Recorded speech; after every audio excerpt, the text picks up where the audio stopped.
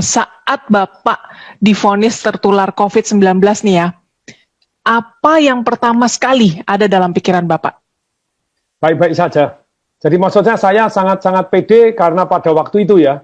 Jadi ini perhatikan perjalanan kepedean saya gitu. Nah ada pede, nanti tidak pede, nanti pede lagi. Nah itu tidak percaya diri. Nah itu kenapa pede? Karena based on statistik.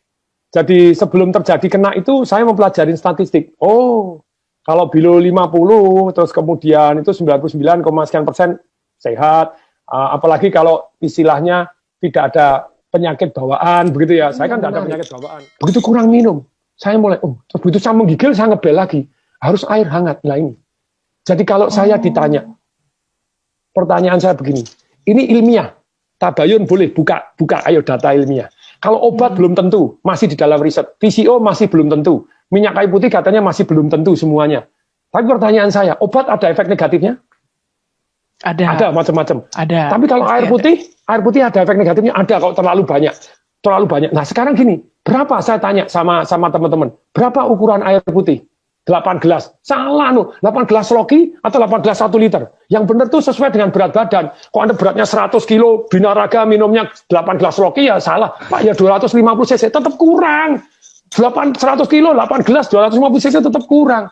Baca buku itu di Dr. F. Beckman Hellick itu jadi dia ngomong begini. Bahwa manusia itu butuh air. Air berapa? Minimal 30 cc per kilogram berat badan. Saya misalnya bobot 80 kilo dengan tinggi 183. Bukan 8 gelas, yang benar 2,4 liter, 30 cc kali kilogram per berat badan. Pertanyaan saya, betul nggak kalau kurang air, ayo para dokter, para ilmuwan, kalau kurang air 4% Anda lemes, kurang 7% Anda sakit. Ayo mari kita buka, cari data, cari buku boleh.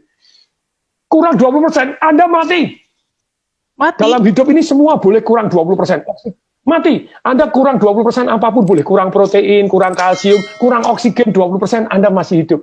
Tapi kurang air 20%, you die. Pertanyaan saya, kenapa di rumah sakit tidak diwajibkan minum? Halo rumah sakit, ini penting sekali. Kenapa tidak diwajibkan minum? Lupa tuh kan harusnya minum sadar sendiri, tidak bisa. Saya ini tidak punya pengalaman sakit, saya diinfus. Karena diinfus saya pikir tidak perlu minum. Jadi saya merasa kondisi saya drop luar biasa karena kurang air. Nah sekarang kan sudah ada penelitian bahwa ternyata kalau yang namanya orang kena COVID itu darahnya mengental, makanya dikasih heparin, dikasih aspirin. Kenapa dikasih heparin? Suruh minum, woi. Wajibkan minum, diukurin, air hangat. Halo, please deh tolong disampaikan ke semua rumah sakit, semua orang-orang dokter-dokter, please. Karena ini ilmiah. Anda bilang kalau PCO belum terbukti obat-obat, Actemra apakah pasti saya dikasih Actemra, satu suntian 12,9 juta. Ternyata saya baca, betul itu menurunkan inflamasi. Tetapi kalau Anda kena pneumonia, kena TBC, kena itu mati loh. Banyak yang itu ada penelitian tuh, dikasih 5, ada yang ini mati loh, ada yang bahaya. Makanya saya suruh tanda tangan tuh, if something happen. Nah kalau itu belum terbukti menyehatkan, kalau air terbukti kalau kurang mematikan, kenapa tidak diwajibkan minum? Hoi.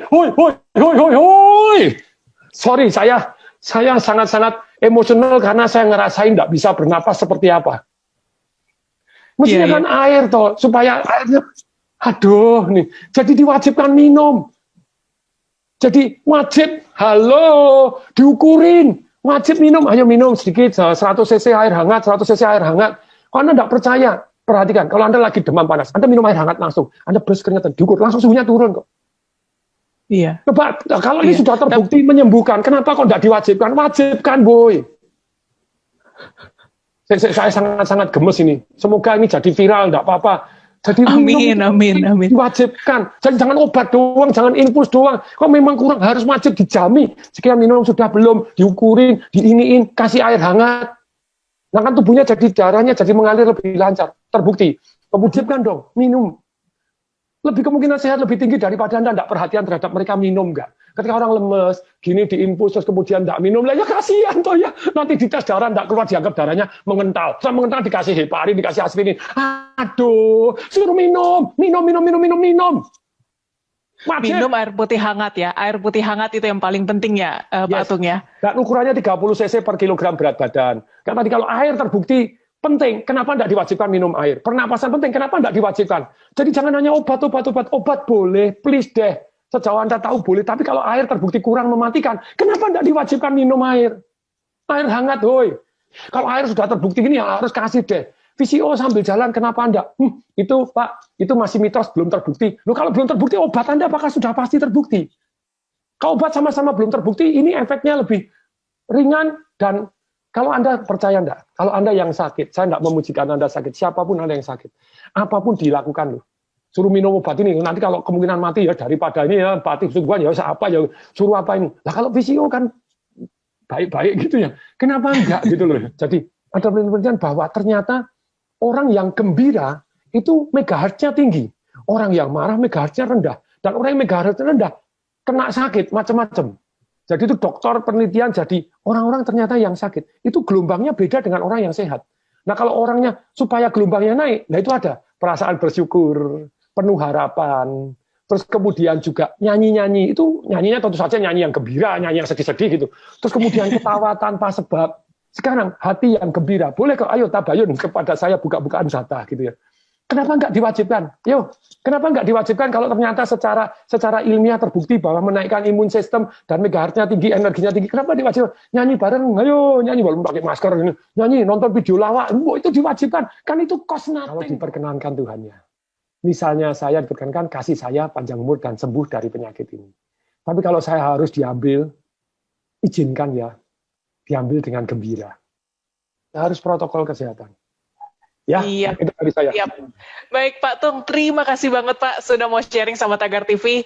Sehat terus Bapak, dan semoga kisah ini bisa memotivasi mereka yang sedang berjuang melawan corona ya Pak ya. Ya. Salam dahsyat. Salam dahsyat.